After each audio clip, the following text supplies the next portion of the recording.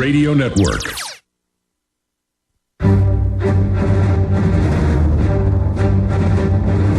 Big Brother, mainstream media, government cover-ups. You want answers? Well, so does he. He's Alex Jones on the GCN Radio Network. And now, live from Austin, Texas, Alex Jones. All right, I've got multiple in-depth news blitzes coming up in this hour. I'm going to break down the cycle of human civilization briefly. And we're going to open the phones up after I finished up with these calls. As each caller hangs up, that's your chance to call in. Dealing with this legislation that could pass as early as this week. We do have Judith McGeary, the lawyer and farm owner, is very outspoken and very well versed on this, joining us Thursday. She had a family emergency and could have made it today, but I just told her, no, you take care of that problem. But I do want to go over farm situation. Headline, Farmer Consumer Outcry Helping to Stop Passage of Draconian Food Safety Bill. But it still has a chance of passing, but the good news is it's so draconian, the FDA Food Safety Modernization Act is in trouble. But it'll just give you an idea of what these people are trying to do. But just like the animal ID, premises ID, we stood up and fought that in the last 7 years, and now it's in deep trouble. But they're coming back with it again. They said, okay, we're going to back off, but then they're coming back again. The toll-free number for farmers, ranchers, and others to call in on is 1-800-259-9231. Now, going back to Chris in South Dakota, who sounds like a farmer, I am familiar with all the debates about feeding meat products to cows and not cause the prions or the prions to grow in the brain. And I know the British government in 2000, we got the intel, 2001, it came out, did release the foot and mouth in a drill, did use it to shut down a lot of farming and ranching, agriculture in the UK. And we know the British in 2003 tried to have a drill in Texas for foot and mouth using the same equipment they just used to kill millions of cows and sheep, but that got stopped. And so, yes, I don't always trust their official stories. I was just, as an aside, mentioning that I don't like Oprah Winfrey and her world government promotion, but I said, I guess you could say she did some good when she tried to, at least talk about Mad Cow. So that was just a side footnote. I was just trying not to be totally judgmental about her. Didn't mean to cause a whole discussion about this, but go ahead and finish your points, Chris. Well, I was probably pretty well finished on that, but we do ranch in South Dakota, my wife and I and family, and I've been very involved in the fight against NIS for 4 years now, and I know Judith McGeary personally. And you're right, they've renamed it. It's now called Animal Disease Traceability. They're going to try to continue to do it, and we need to continue to fight it. I mean, the news says we're not doing it, but then the bureaucrats still show up on record and say, you're going to do this or you're going to get arrested, but they also run stunts. I've seen this in all major agriculture states. They will, on purpose, as a stunt, normally do it to a girl because they like her to cry. They'll give her the blue ribbon for the best calf or the blue ribbon for the best pig, the best hog, and then give it to her on stage and then say, wait a minute, we got something going on here. Now, this shows how diabolical they are. And they'll have a cop come up and say, you're not allowed to have that. Your family farm is an animal ID, which isn't even a law.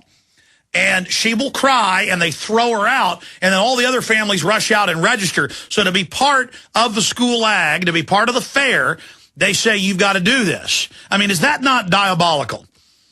Well, it is, and it's just one example. I mean, in Colorado, they forced everybody at the state fair to register their premises, and who's going to tell their kid not to?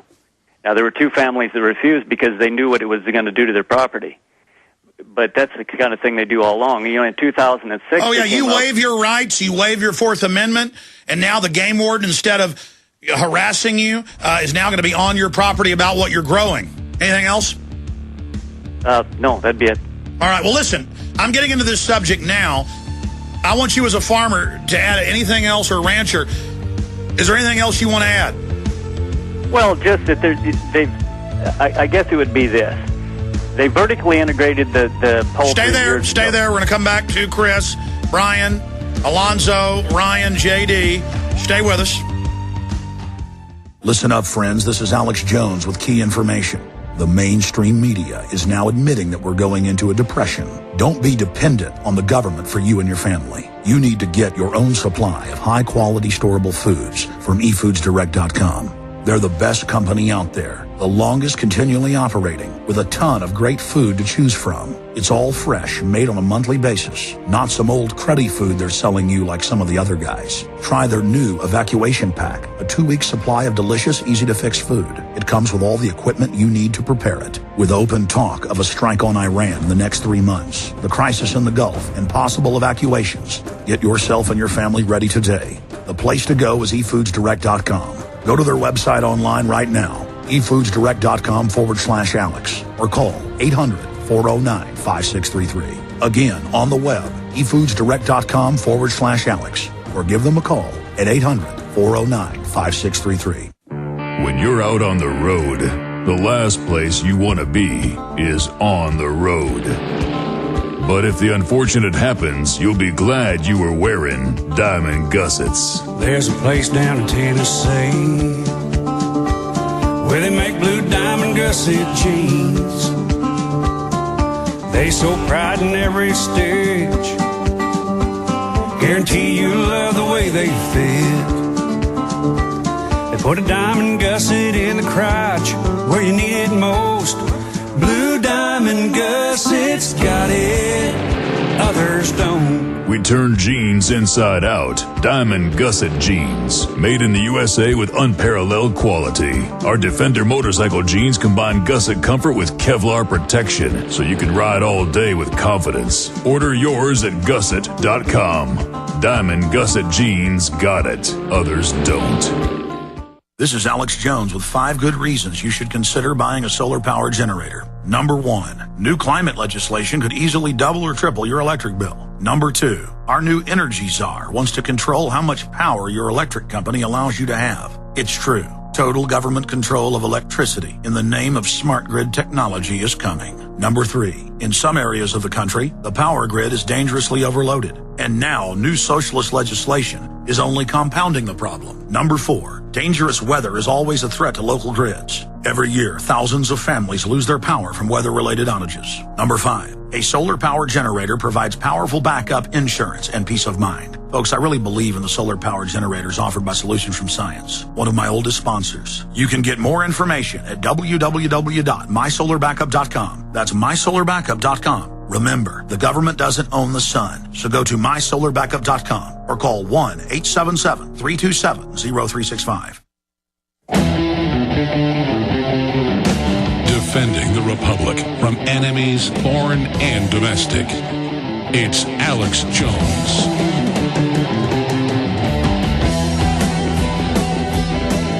Chris is a rancher in South Dakota, and I'm well read on all these subjects. What he's saying is spot on from my research. He was trying to talk about the vertical integration. That's technical jargon for getting rid of family farms and ranches. The IRS is now harassing farms and ranches, saying if you're not profitable, you're not even eligible to get small tax deductions. Then the states are trying to mirror that, trying to pull people's agriculture exemption. I mean, if you own a 20-acre tiny family farm, almost always a fraction of what great-grandma or granddaddy had. But over the years, granddaddy gets cancer, you got to sell part of it to I mean, everybody who's been rural and has a rural family and a rural culture has been through this. They've got family farms down to 2 acres now in many areas, and now they're saying, we're passing zoning countywide. You got to pay a $5,000 a year fee just to grow tomatoes in your backyard. I mean, it's really happening. And it is so hardcore what they're doing. So finish up your points, Chris, because you got interrupted by the break. Then we're going to rush through these next few calls. Then I'm going to get into the cycle we go through briefly, and then we're going to go to farmers in Arkansas and other states. Go ahead, Chris. Well, thanks, Alex, for keeping me on, and I'll try to be quick. They have almost complete control of the poultry, hog, dairy, sheep industries. The cattle industry is the largest segment of the agriculture in the United States. and they're doing their darndest to get control of us. And through NEIS, the food safety bill, the pressure on the people that have the grazing permits in federal lands, when they get complete control of the food supply in this country is when they can take over. What I have said for a long time is that people will give up their guns, they will take shots, they will do anything for a loaf of bread for their kids.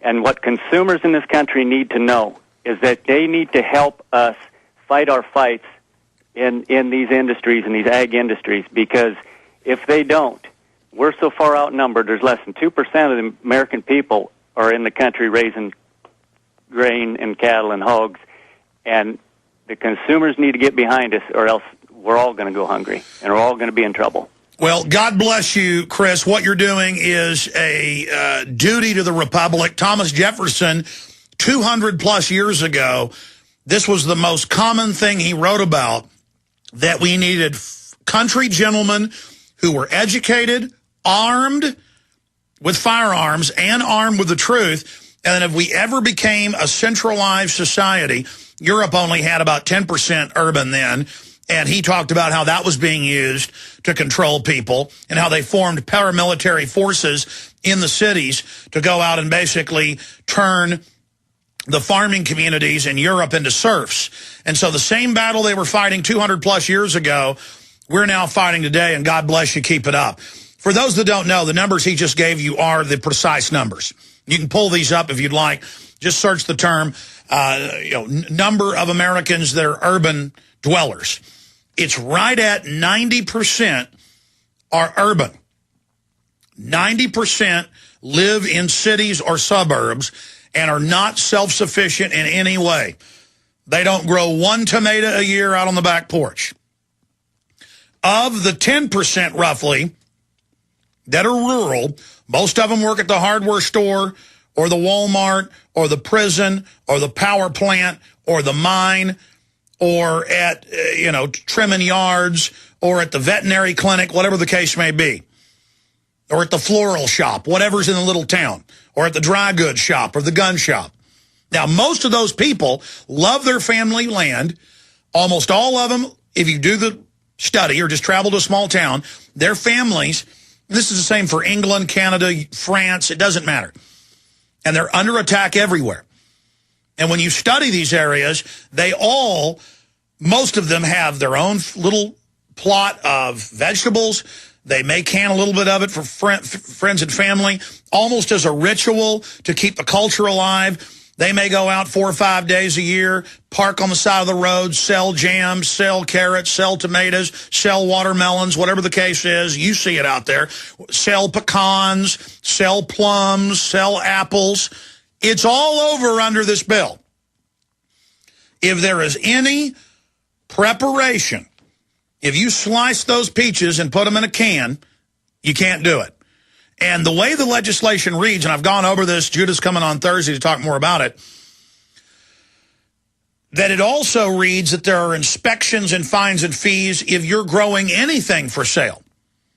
Now, this is another way to shut down the farms and ranches and make you pay through those fines and fees for more bureaucrats. Now, listen, my family has been in Freestone County on my dad's side since 1829 on multiple sides. First big wave that came in, we have Mexican land grants. We've got copies of it in the old family Bible falling apart, where we bought for 3 cents an acre from the Mexican government. Now, we have a tiny piece of that property left compared to what we had, okay? And they want to get rid of that. They want to drive people off of that land. And let me tell you, it's such a police state in Freestone County that I am an amateur astronomer.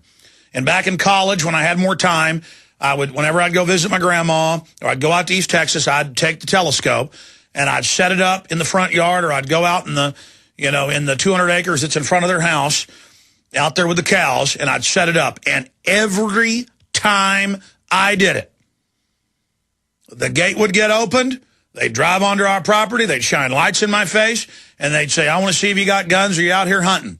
This isn't a free country.